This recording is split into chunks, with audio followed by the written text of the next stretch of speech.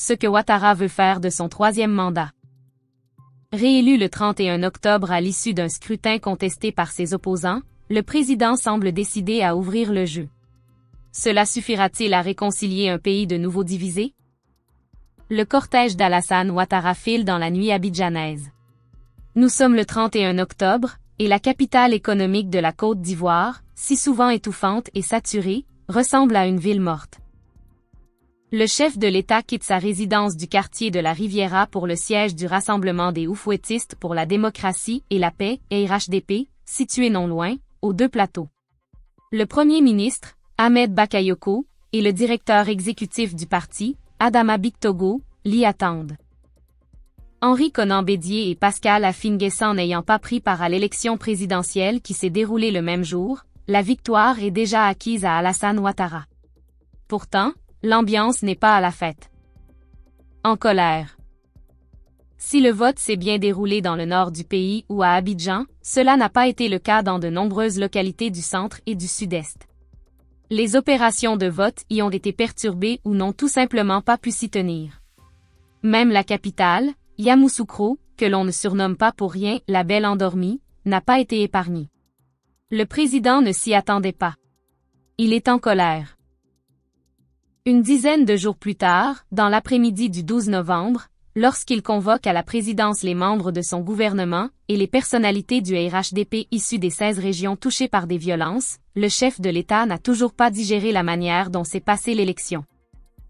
Entre-temps, sa victoire, avec 94,27% des suffrages, a pourtant été confirmée par le Conseil constitutionnel. Elle a été reconnue par l'Union africaine, UA, par la Communauté économique des États indépendants de l'Afrique de l'Ouest et par la France, dont le président, Emmanuel Macron, qui lui a même fait parvenir un courrier de félicitations. Mais voilà, les violences qui ont éclaté à l'annonce de sa candidature, le 6 août, n'ont pas cessé. Des cortèges ministériels ont été pris pour cible. Selon le dernier bilan donné par les autorités, au moins 87 personnes ont perdu la vie. Alors, ce 12 novembre, Ouattara demande des comptes à ses troupes.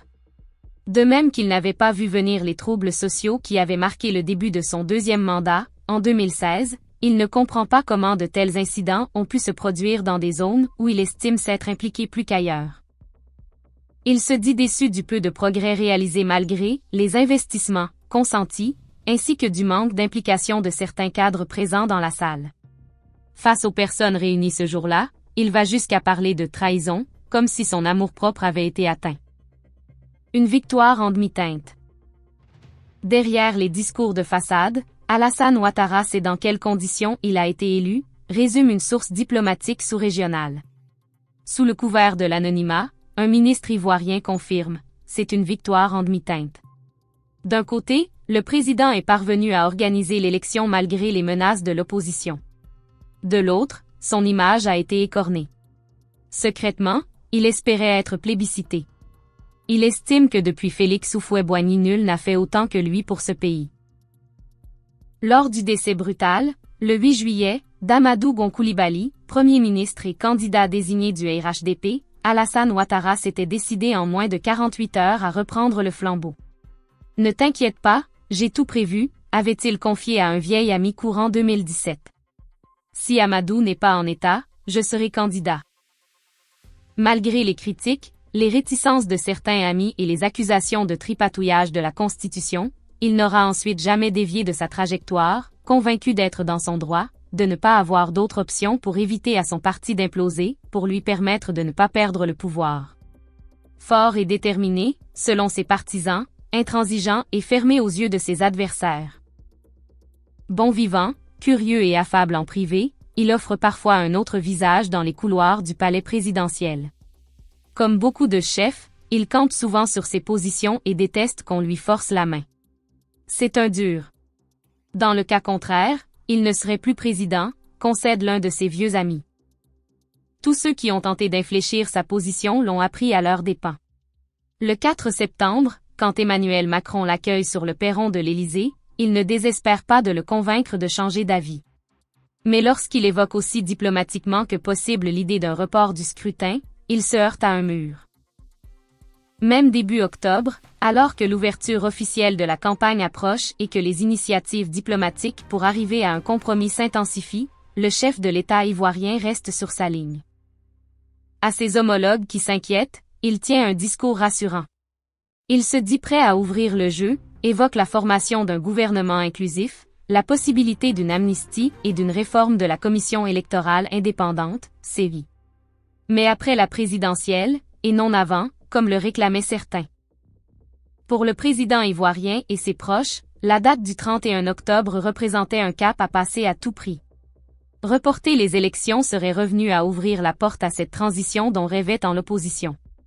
Il fallait donc tenir et étouffer dans l'œuf la moindre contestation.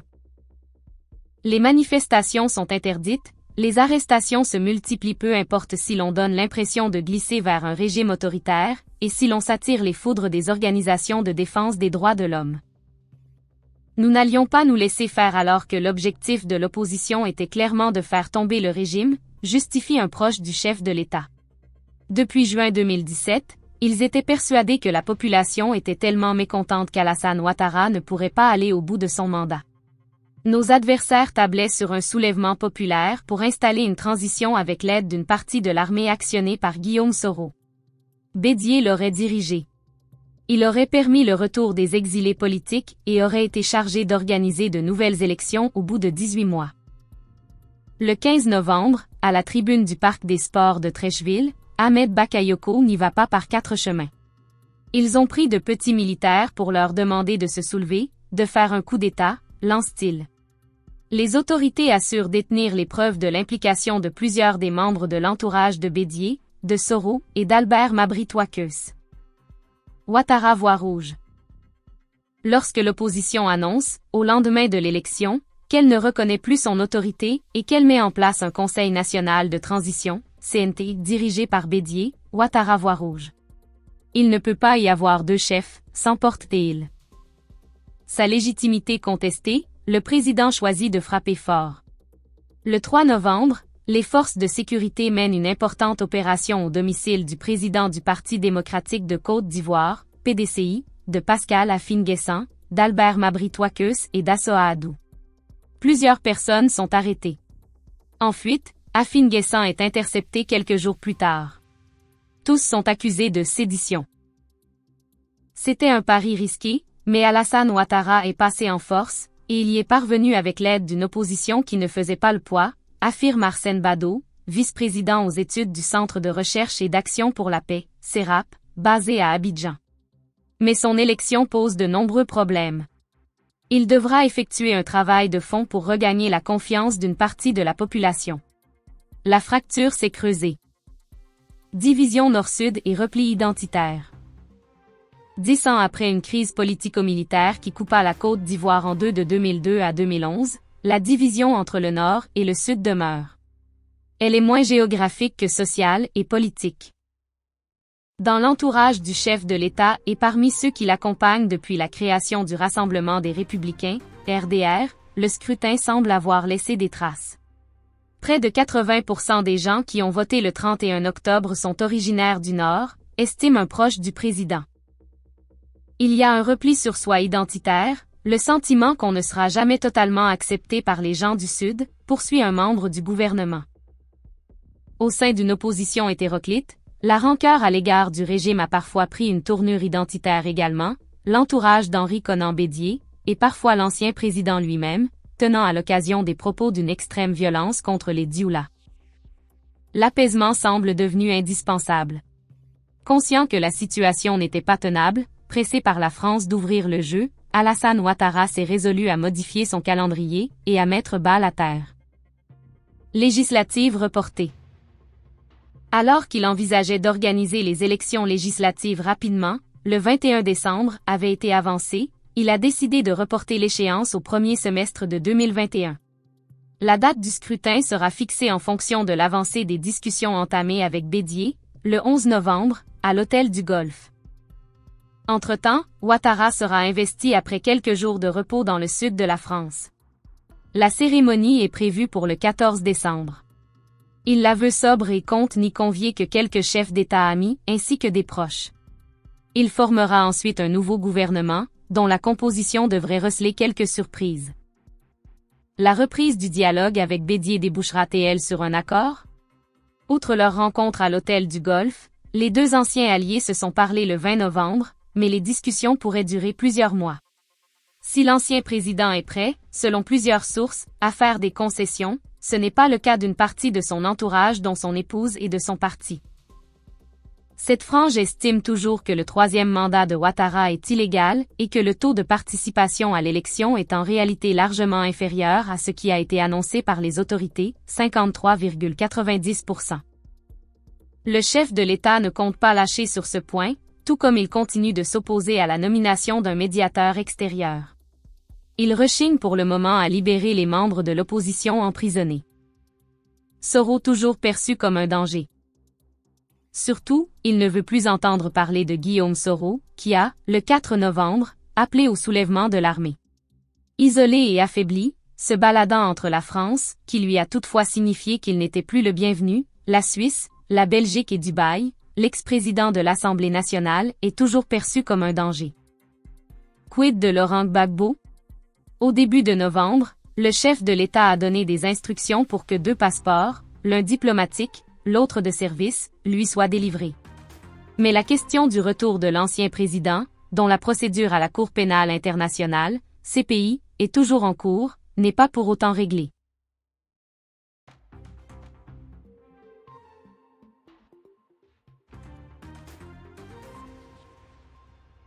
Si les négociations avec l'opposition durent trop longtemps, Ouattara risque de se fermer.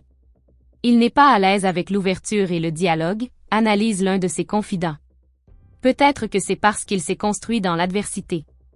Pour lui, expliquent ceux qui le connaissent, la politique est aussi une question de rapport de force. Il faut affirmer sa puissance avant de négocier, manier le bâton puis la carotte. Mais a-t-il d'autre choix que de faire la paix?